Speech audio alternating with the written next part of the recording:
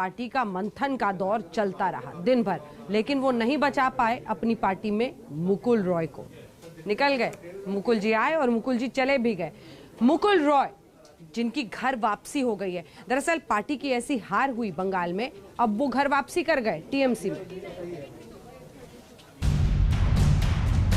इसे कहते हैं नेहले पे दहला। चुनाव से पहले बीजेपी ने आयातित नेताओं की झड़ी लगा दी। टीएमसी के तमाम नेताओं को दनादन अपनी पार्टी में शामिल कर लिया। चुनाव खत्म हुआ, बंगाल की सियासी तस्वीर एकदम बदल गई।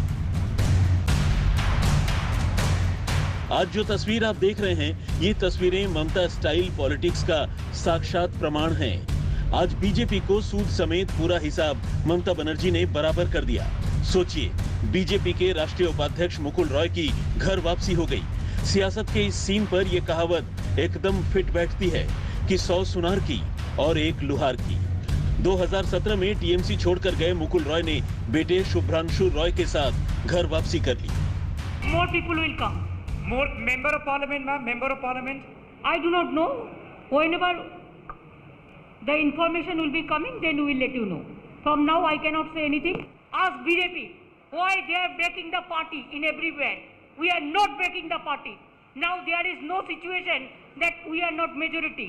It is not that situation like BJP. What BJP do, we don't do it. Mamata Banerjee ने बंगाल की सियासत में अपना नया ट्रेलर लॉन्च कर दिया।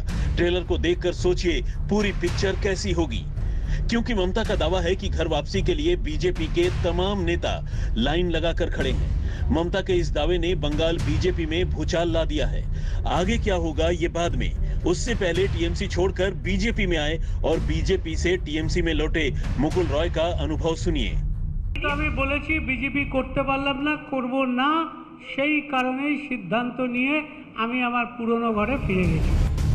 अगर बीजेपी ने 2019 में बंगाल में ऐतिहासिक जीत हासिल की तो इसके शिल्पकार मुकुल रॉय ही थे।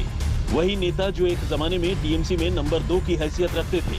ममता के बाद पार्टी में नंबर 2 थे। यहाँ तक कि टीएमसी के संस्थापक मेंबरों में एक थे।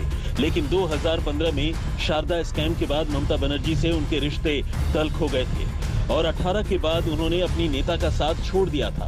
मतभेद थे, लेकिन कभी मनभेद नहीं हुआ था। মতবিরোধ কোনোদিনও ছিল না, আজও নেই, আগামী দিনেও থাকবে না।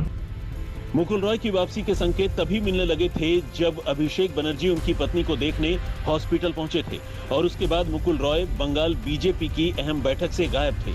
बड़ी बात यह है कि प्रधानमंत्री नरेंद्र मोदी ने मुकुल रॉय से बात की थी, लेकिन ये बातचीत भी मुकुल रॉय को घर वापसी से नहीं रोक सकी।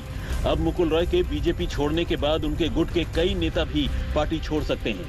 माना यही जा रहा है कि ममता बनर्जी को चुनाव हराने वाले शुभेंदु अधिकारी का कद बढ़ने से वो नाराज थे, जिसके बाद से ही मुकुल रॉय की नाराजगी की चर्चाएं शुरू हो गईं। मुकुल रॉय की टीएमसी में एंट्री हो गई है, लेकिन ममता बनर्जी ने ये साफ कर दिया है कि वफादार से गद्दार बने दूसरे नेताओं की घर वापसी मुमकिन नहीं है।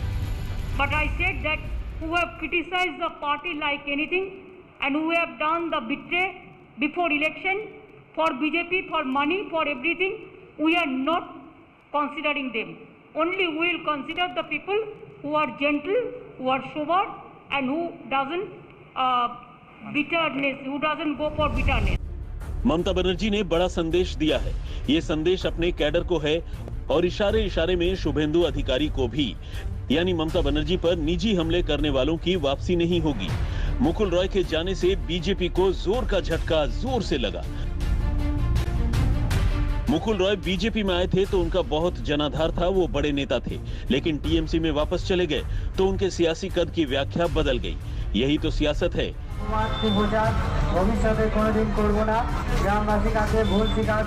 नेता तो नेता बीजेपी में शामिल हुए टीएमसी के वर्कर्स अब बाजारों में लाउड स्पीकर पर ममता बनर्जी से माफी मांगते घूम रहे हैं। ये तस्वीरें बंगाल की सियासत में ममता बनर्जी की मजबूत पकड़ और बीजेपी के बढ़ते संकट की गवाह हैं।